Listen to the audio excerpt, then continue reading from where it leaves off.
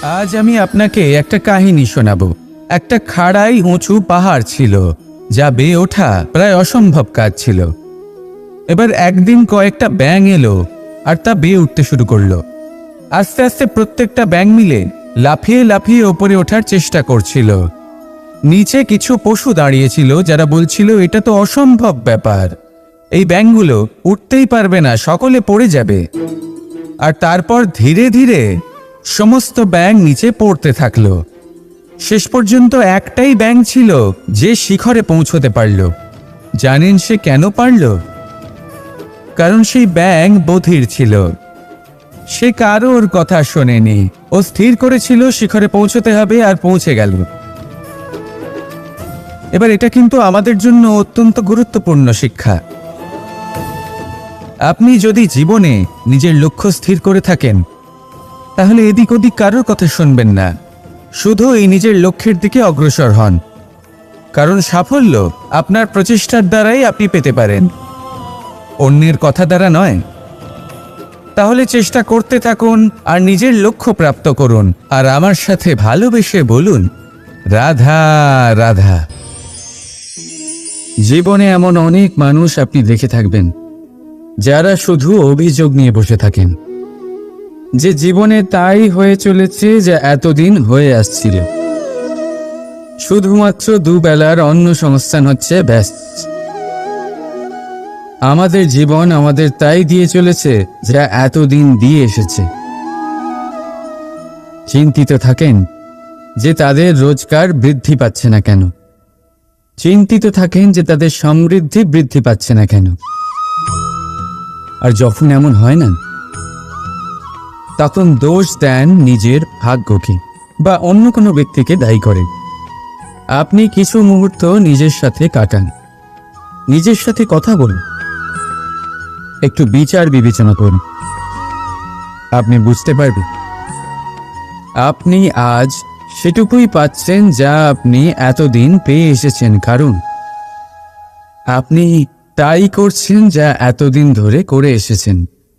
বিশেষ কিছু নয়, নতুন কিছু নয়। জীবনে যদি বিশেষ কিছু পেতে হয় তবে তার জন্য বিশেষ পরিশ্রম করতে হবে, কঠিন পরিশ্রম করতে হবে, নতুন কিছু করে দেখাতে হবে। যদি কোনো গরুর থেকে আপনি পুষ্টিকর দুধের আশা রাখেন, তাহলে তার আহারও পুষ্টিকর হওয়া উচিত। চেষ্টা দিয়ে আসে প্রগতি, আর সমর্পণ থেকে আসে সমৃদ্ধি। চেষ্টা আর সমর্পণ বাড়িয়ে তুলুন, তাহলে দেখবেন আপনি জীবন থেকে যা চাইবেন তা আপনি অবশ্যই পাবেন। তাই ভালোবেসে বলুন, রাধা রাধা। বিরোধিতা এমন এক শব্দ যা শুনে আমরা সবাই ভয় পেতে থাকি। যদি কেউ আমাদের বিরোধিতা করে তা আমাদের সহ্য হয় না। আমরাও কারোর বিরোধিতা করে কোনো শত্রুতা করতে চাই না। এই ধরনের ভাবনা আমাদের মনে আসতেই থাকে। কিন্তু বিরোধিতা, এই শব্দ আপনার শান্তির জন্য, আপনার সুখের জন্য কতটা গুরুত্বপূর্ণ তা আপনারা জানেন না। তাই যদি কাল এসে কেউ আপনার বিরোধিতা করে, তখন সবার আগে নিজেকে যাচাই করুন। আপনি কি ভুল করেছেন? আপনার দোষ কি? নিজের মধ্যে কি ত্রুটি আছে সেটা বোঝার চেষ্টা করুন, নিজেকে সংশোধন করার চেষ্টা করুন। তারপর দেখুন বিরোধিতার এই আগুন আপনাকে স্বর্ণ থেকে কুন্দন বানিয়ে তুলবে। বলা হয় এই সংসারে খারাপ বেড়েই চলেছে, কিন্তু তার কারণ এ নয় যে খারাপ মানুষ বেড়ে চলেছে। তার কারণ হলো যে ভালো মানুষ, যাদের ভালো চিন্তা, ভালো বিচারধারা আছে, তারা খারাপের বিরোধিতা করতে পারেন। যদি আপনার সম্মুখে কোনো খারাপ কর্ম হয়, তাহলে তার বিরোধিতা করতে সংকোচ করবেন না, কারণ বিরোধিতার এই আগুন মন্দকে পিছুপা হতে অবশ্যই বাধ্য করে। রাধা রাধা। জীবনে আপনি এরকম মানুষও দেখবেন যারা এটা বলে, ভাবে, নিজেকেও বলে যে উনি সেই এমন ব্যক্তি যার মতো আমি হতে চাই। ঠিক আছে, কারোর থেকে প্রেরণা নেওয়াটা কোনো ভুল নয়, কিন্তু কখনো কখনো এই প্রেরণা গুরুত্বহীন হয়ে যায় আর আমরা শুরু করে দিই সেই ব্যক্তিকে নকল করতে। এখানেই থেমে যায় আমাদের উন্নতি। এবারে দেখুন, সংসারে শত কোটি রঙের ফুল আছে, কিন্তু তারা কখনো একে অপরকে নকল করে না। নকল করে না তাদের রং, নকল করে না তাদের সুগন্ধ। তাহলে আমরা করি কেন? প্রতিটা ব্যক্তির মধ্যে কোনো না কোনো প্রতিভা অবশ্যই থাকে, যা ফুটিয়ে তোলার সঠিক সময়ও আমাদের কাছে থাকে।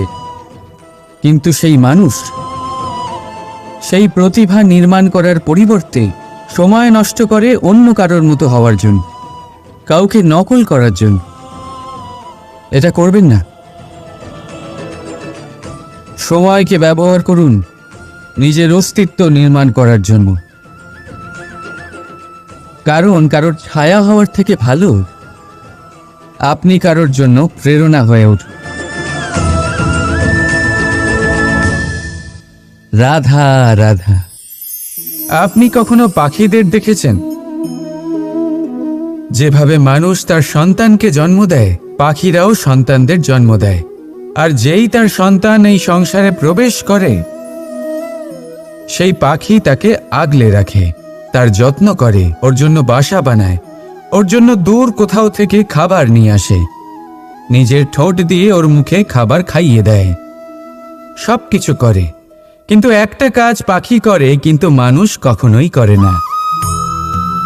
যখন পাখি মনে করে যে তার সন্তান বড় হয়ে গেছে, ওকে এবার ওরা শিখতে হবে নিজেকেই আত্মরক্ষা শিখতে হবে, নিজের খাবার নিজেই খুঁজে আনতে হবে, তো সেই পাখি তার সন্তানকে বাসা থেকে বের করে দেয়। তারপর সেই পাখির সন্তান নিজে উড়তে শেখে, আত্মরক্ষা করতে শেখে এবং আস্তে আস্তে সে আত্মনির্ভর হয়ে ওঠে। কিন্তু মানুষ কি তার সন্তানের সাথে এটাই করে? কখনোই নয়।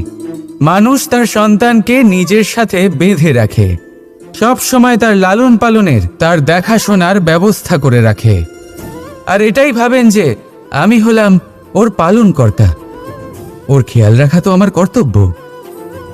কিন্তু না, এই কাজ করতে করতে উনি আস্তে আস্তে নিজেরই সন্তানের শত্রু হয়ে ওঠেন, তার বিকাশের শত্রু হয়ে ওঠেন। তাই যখন সন্তান বড় হবে তখন অবশ্যই ভালোবাসুন, কিন্তু পাখির মতো কঠোর হওয়াও প্রয়োজনীয়, তবেই তার বিকাশ হবে। ওকে নিজের কষ্ট নিজেকেই সহ্য করতে দিন, শিখতে দিন জীবনের অনুভূতি কেমন, তবেই তার বিকাশ হবে। নয়তো সেই সন্তান আজীবন আপনার জন্য বোঝা হয়ে থাকবে, আর আপনি তার বিকাশের পথে আজীবন বাধা হয়ে থাকবেন। আর আমার মনে হয় না আপনি সেটা চাইবেন, তাই তো? আসুন আমার সাথে ভালোবেসে বলুন রাধা রাধা। আমাদের মনে সবসময় একটা প্রশ্ন এসেই থাকে, এই জীবন যা কিনা ঈশ্বর আমাদের দিয়েছেন, একটা জীবন, ঈশ্বর এক আত্মা দিয়েছেন পৃথিবীতে বাঁচার জন্য। যতদূর আমরা জানি আমাদের কাছে একটাই জীবন রয়েছে। আমরা ভাবি এই জীবন গুছিয়ে কিভাবে রাখা যায়। প্রত্যেক মানুষ ভাবেন যে আমি কি করি যাতে এই জীবনকে গুছিয়ে রাখা যায়, কিরকম কর্ম করব, কিরকম পুণ্য করব, কি ধরনের শাস্ত্র পড়ব যাতে আমি সেই জ্ঞান অর্জন করি যাতে জীবনটা সুন্দর করে তুলতে পারি। আমাদের সমগ্র জীবন কেটে যায় এই প্রশ্নের উত্তর খুঁজতে, সেই শাস্ত্র অধ্যয়ন করতে। এমন অনেক মানুষ তাও বুঝতে পারেন না। আসুন আজ আমি আপনাকে একটা সহজ কথা বলি, যার দ্বারা আপনি নিজের জীবন সুন্দর করবেন। জীবন,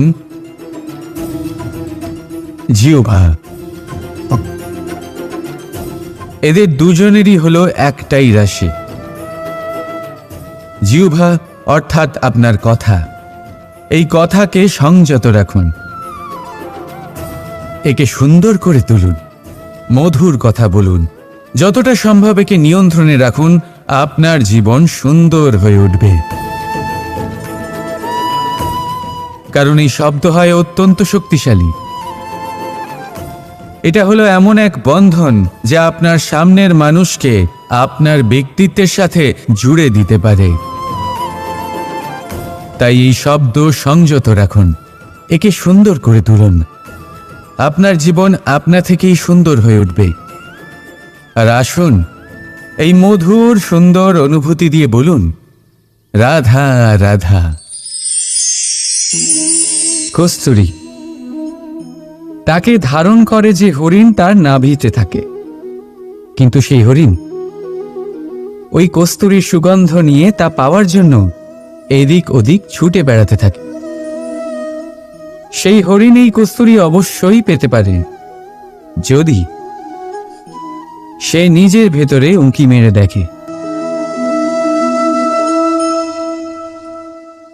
এবারে দেখুন, সুর বাঁশির মধ্যেই থাকে, শুধু প্রয়োজন তাকে খুঁজে বার করার চেষ্টা,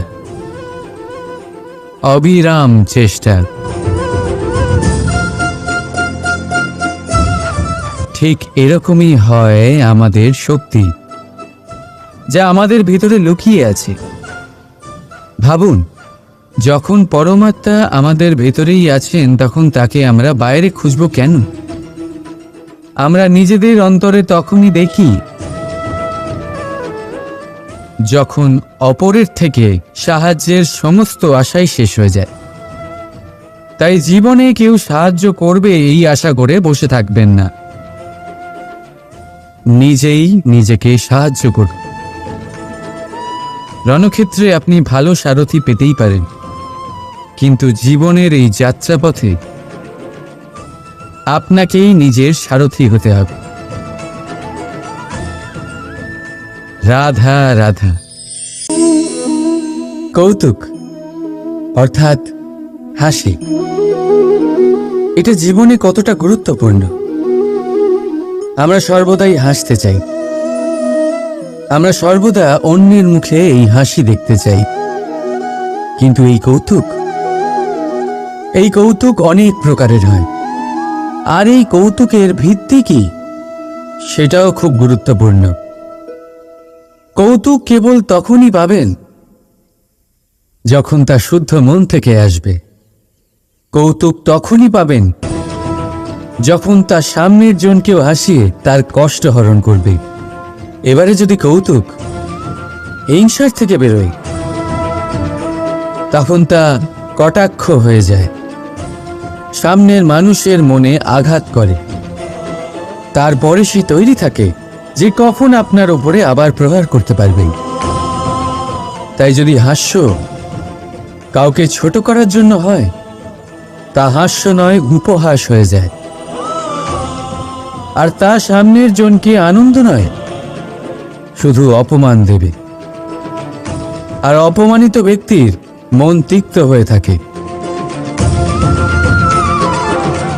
তাই মনে রাখবেন যে এই কৌতুক যেন কৌতুকই থাকে, তা উপহাস বা কটাক্ষ না হয়ে যায়।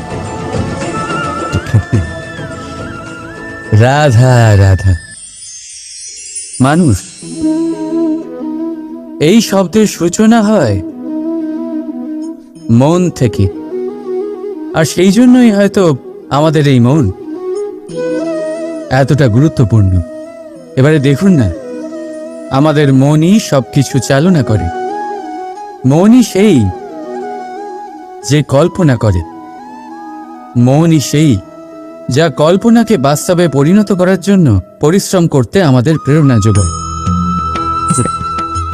মনই সেই যা লোভের জালে জড়িয়ে পড়ে। মনই সেই যা অভিমানের পর্দা দিয়ে ঢেকে যায়। আর এই মনই সেই যা আপনাকে বিনাশের দিকে টেনে নিয়ে যেতে পারে। কিন্তু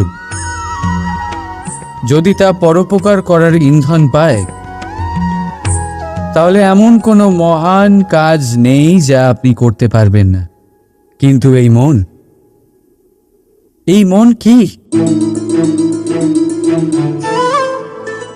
এটা বোঝানো যায় দুটো শব্দের মাধ্যমে, দুটো সহজ শব্দ। প্রথম, একজন কুশল সেবক। দ্বিতীয়, একজন সংকটপ্রবণ মালিক।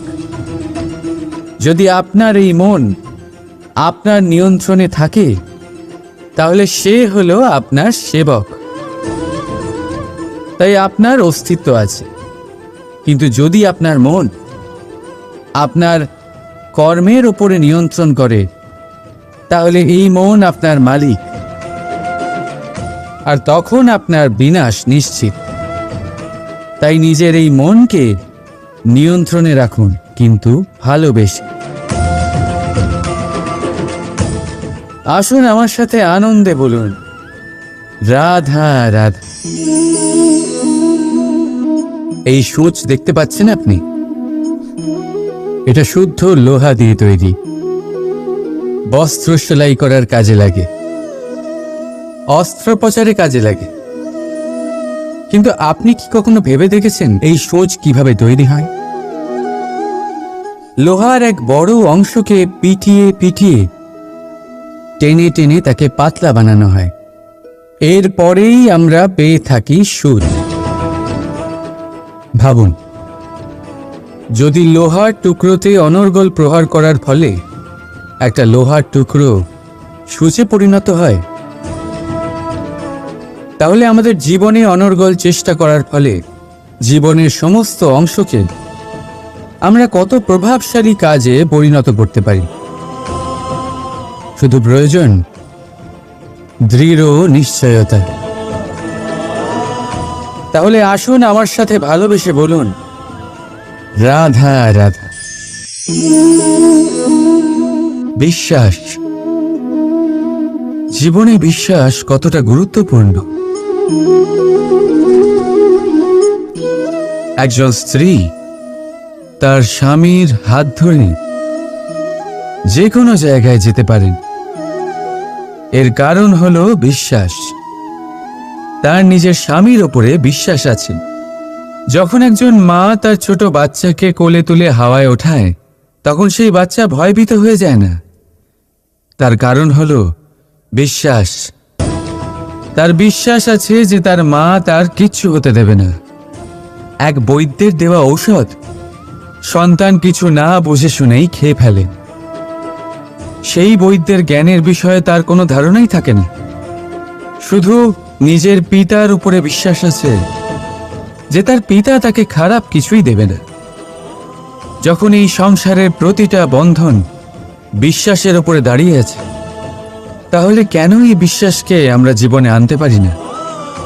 আপনি নিজেই দেখুন, এই বিশ্বাস নিজের জীবনে এনে দেখুন, সবকিছু আরো সুন্দর হয়ে যাবে। তাই ভালোবেসে বলুন, রাধা রাধা।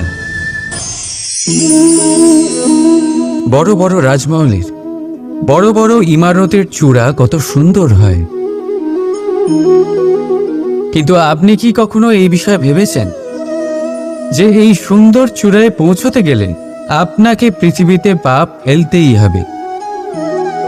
সেই সুন্দর চূড়ায় পৌঁছে দীপ্তি পাওয়ার জন্য আপনাকে একটা কঠিন পথ অবলম্বন করতেই হবে। যদি আপনি কোনো কঠিন পথে না গিয়ে এই পৃথিবীর সাহায্য ছাড়াই শুধু উচ্চতার দিকে অগ্রসর হতে থাকেন, তাহলে সর্বদা অসফল হবেন। সেই জন্য নিজের স্বপ্ন পূরণের এই যাত্রাতে নিজের পথ কখনোই হারাবেন না, নিজের পথ থেকে সরবেন না। যদি এমন করেন, তাহলে তো আপনার স্বপ্ন পূরণ হবেই না, তার সাথে আপনি নিজের পথও হারাবেন। রাধা রাধা।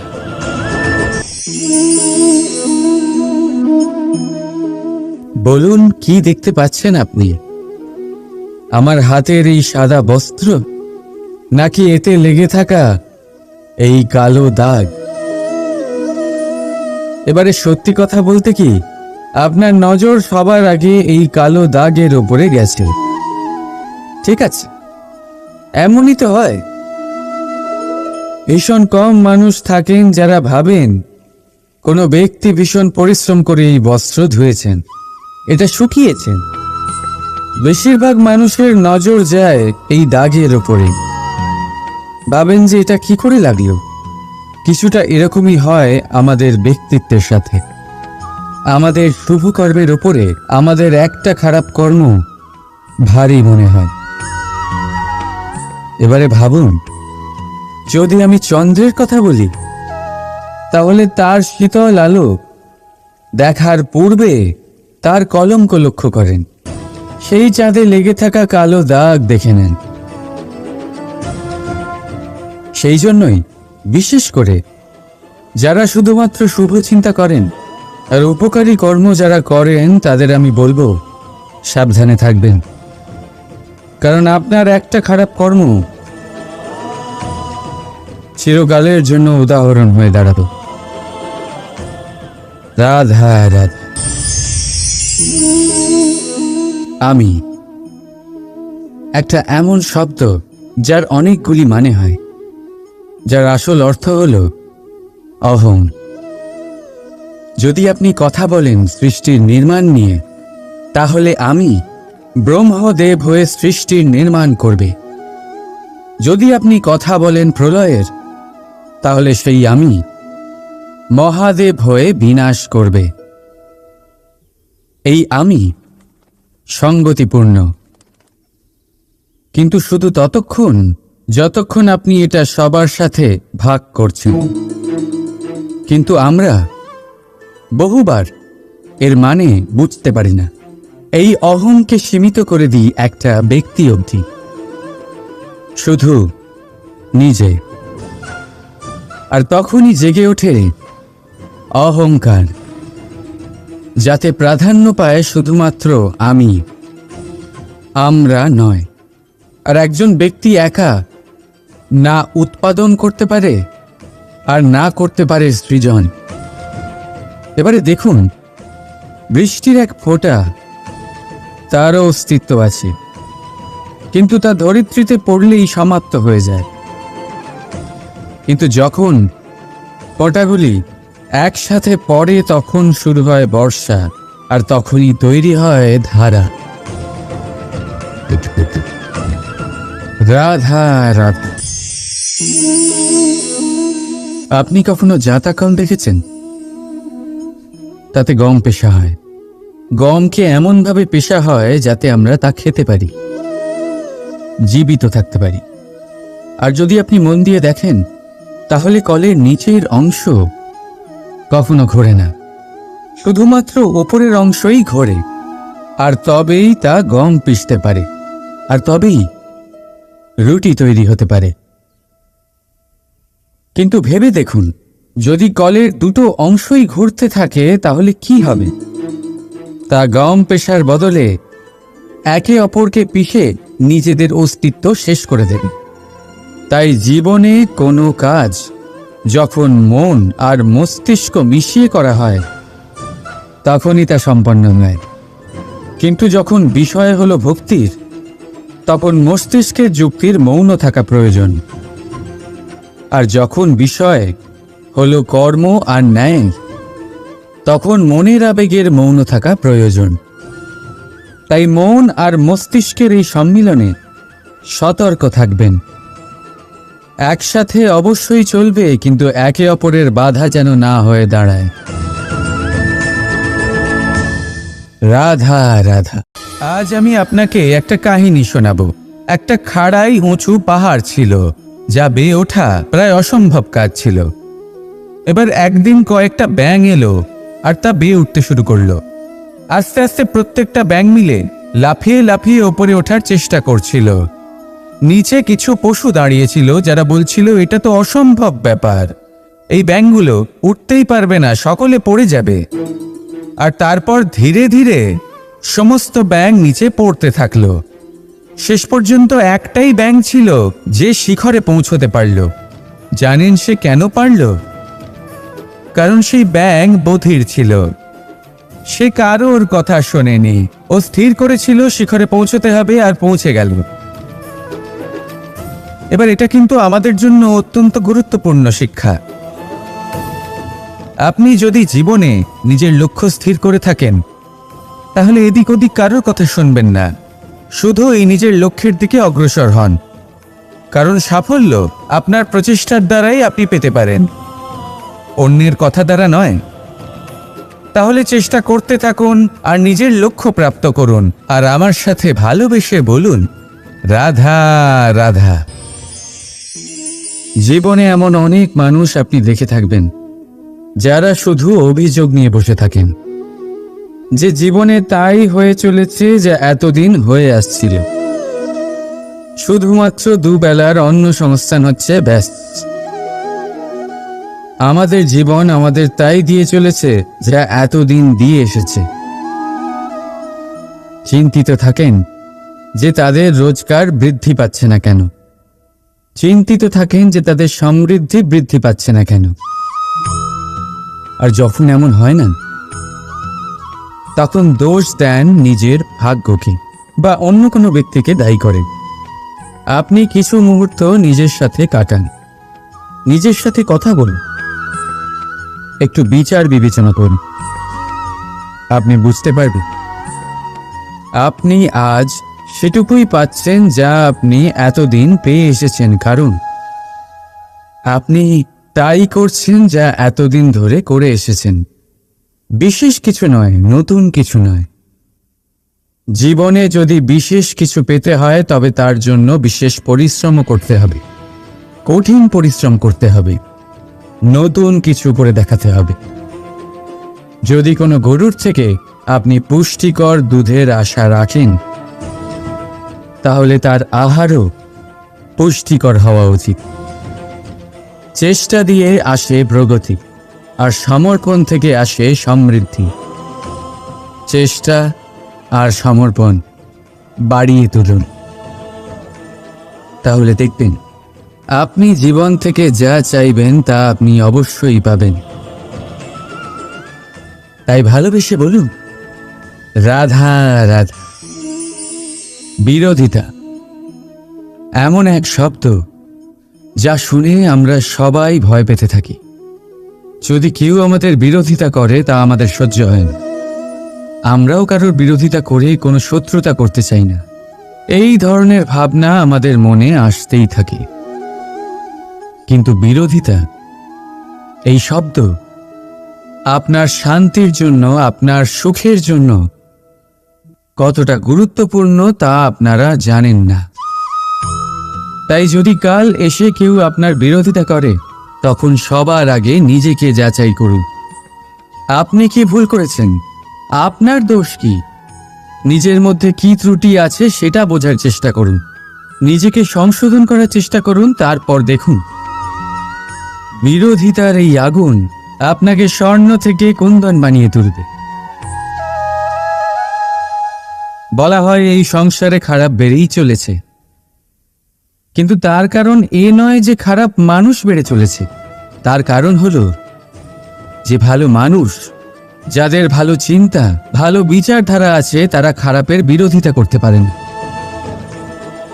যদি আপনার সম্মুখে কোনো খারাপ কর্ম হয়, তাহলে তার বিরোধিতা করতে সংকোচ করবেন না,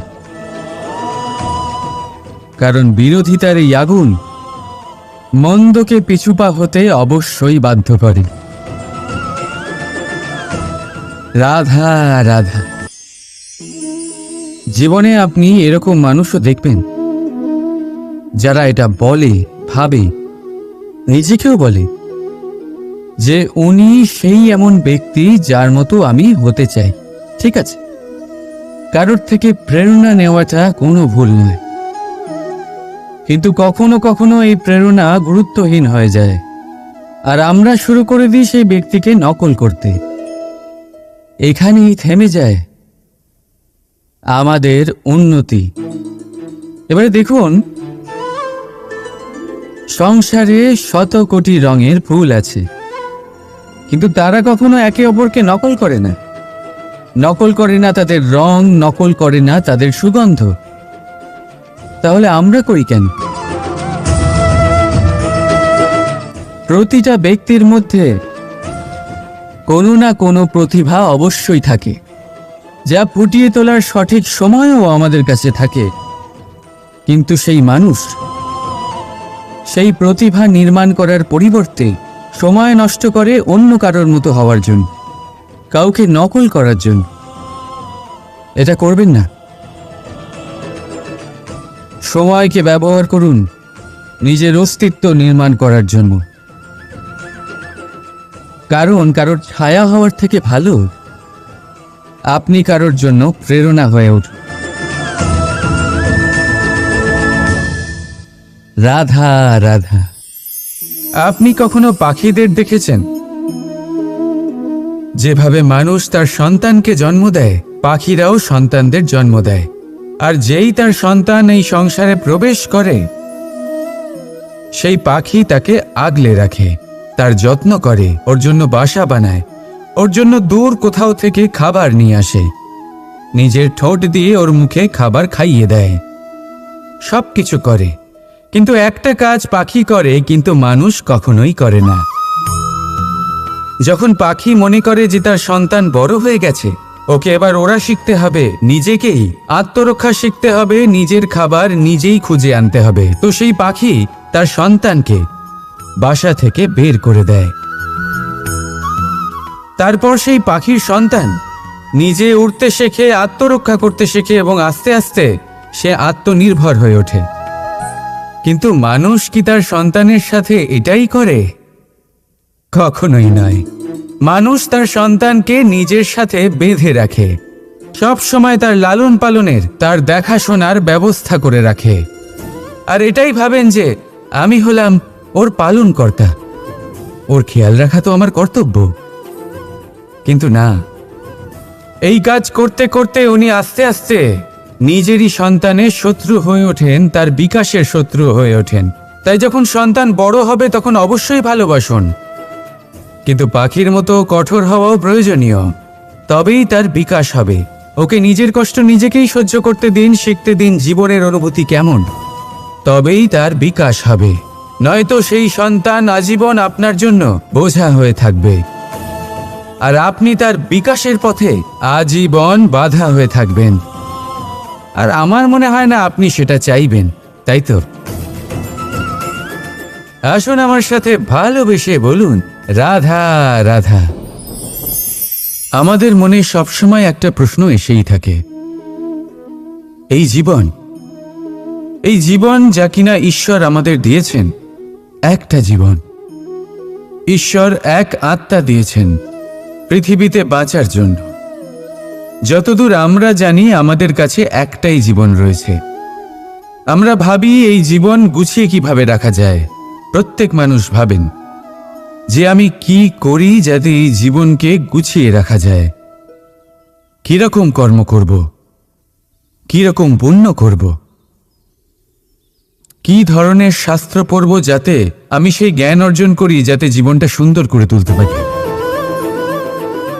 আমাদের সমগ্র জীবন কেটে যায় এই প্রশ্নের উত্তর খুঁজতে, সেই শাস্ত্র অধ্যয়ন করতে। এমন অনেক মানুষ তাও বুঝতে পারেন না। আসুন আজ আমি আপনাকে একটা সহজ কথা বলি, যার দ্বারা আপনি নিজের জীবন সুন্দর করবেন। জীবন, জিহ্বা, এদের দুজনেরই হলো একটাই রাশি। জিহ্বা অর্থাৎ আপনার কথা, এই কথাকে সংযত রাখুন, একে সুন্দর করে তুলুন, মধুর কথা বলুন, যতটা সম্ভব একে নিয়ন্ত্রণে রাখুন। আপনার জীবন সুন্দর হয়ে উঠবে। কারণ এই শব্দ হয় অত্যন্ত শক্তিশালী। এটা হলো এমন এক বন্ধন যা আপনার সামনের মানুষকে আপনার ব্যক্তিত্বের সাথে জুড়ে দিতে পারে। তাই এই শব্দ সংযত রাখুন, একে সুন্দর করে তুলুন। আপনার জীবন আপনা থেকেই সুন্দর হয়ে উঠবে। আর আসুন এই মধুর সুন্দর অনুভূতি দিয়ে বলুন রাধা রাধা। কস্তুরী, তাকে ধারণ করে যে হরিণ তার নাভিতে থাকে, কিন্তু সেই হরিণ ওই কস্তুরীর সুগন্ধ নিয়ে তা পাওয়ার জন্য এদিক ওদিক ছুটে বেড়াতে থাকে। সেই হরিণ এই কস্তুরী অবশ্যই পেতে পারে যদি সে নিজের ভেতরে উঁকি মেরে দেখে। এবারে দেখুন, সুর বাঁশির মধ্যেই থাকে, শুধু প্রয়োজন তাকে খুঁজে বার করার চেষ্টা, অবিরাম চেষ্টা। ঠিক এরকমই হয় আমাদের শক্তি, যা আমাদের ভিতরে লুকিয়ে আছে। ভাবুন, যখন পরমাত্মা আমাদের ভেতরেই আছেন, তখন তাকে আমরা বাইরে খুঁজব কেন? আমরা নিজেদের অন্তরে তখনই দেখি যখন অপরের থেকে সাহায্যের সমস্ত আশাই শেষ হয়ে যায়। তাই জীবনে কেউ সাহায্য করবে এই আশা করে বসে থাকবেন না, নিজেই নিজেকে সাহায্য করুন। রণক্ষেত্রে আপনি ভালো সারথি পেতেই পারেন, কিন্তু জীবনের এই যাত্রাপথে আপনাকেই নিজের সারথি হতে হবে। রাধা রাধা। কৌতুক অর্থাৎ হাসি, এটা জীবনে কতটা গুরুত্বপূর্ণ। আমরা সর্বদাই হাসতে চাই, আমরা সর্বদা অন্যের মুখে এই হাসি দেখতে চাই। কিন্তু এই কৌতুক অনেক প্রকারের হয়, আর এই কৌতুকের ভিত্তি কি সেটাও খুব গুরুত্বপূর্ণ। কৌতুক কেবল তখনই পাবেন যখন তা শুদ্ধ মন থেকে আসবে। কৌতুক তখনই পাবেন যখন তা সামনের জনকেও হাসিয়ে তার কষ্ট হরণ করবে। এবারে যদি কৌতুক হিংসার থেকে বেরোয়, তখন তা কটাক্ষ হয়ে যায়, সামনের মানুষের মনে আঘাত করে। তারপরে সে তৈরি থাকে যে কখন আপনার ওপরে আবার প্রহার করতে পারবে। তাই যদি হাস্য কাউকে ছোট করার জন্য হয়, তা হাস্য নয়, উপহাস হয়ে যায়।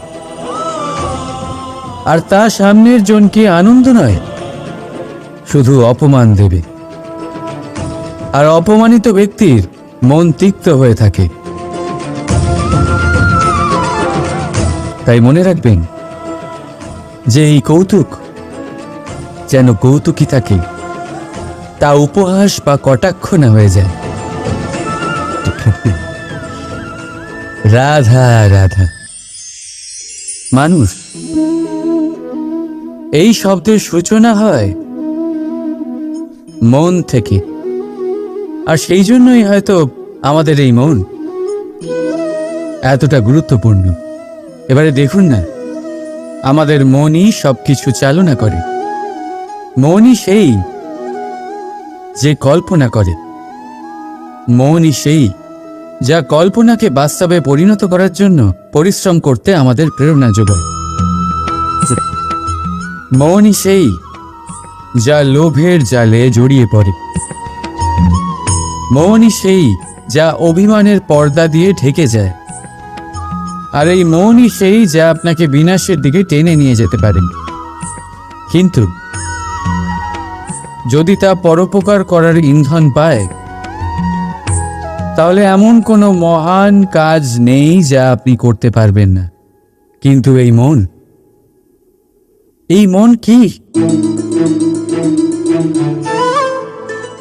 এটা বোঝানো যায় দুটো শব্দের মাধ্যমে, দুটো সহজ শব্দ। প্রথম,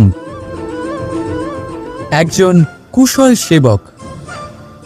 দ্বিতীয়, একজন সংকটপ্রবণ মালিক। যদি আপনার এই মন আপনার নিয়ন্ত্রণে থাকে, তাহলে সে হলো আপনার সেবক। তাই আপনার অস্তিত্ব আছে।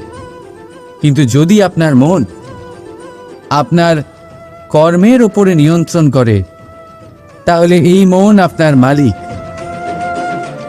আর তখন আপনার বিনাশ নিশ্চিত। তাই নিজের এই মনকে নিয়ন্ত্রণে রাখুন, কিন্তু ভালোবেসে। আসুন আমার সাথে আনন্দে বলুন, রাধা রাধা।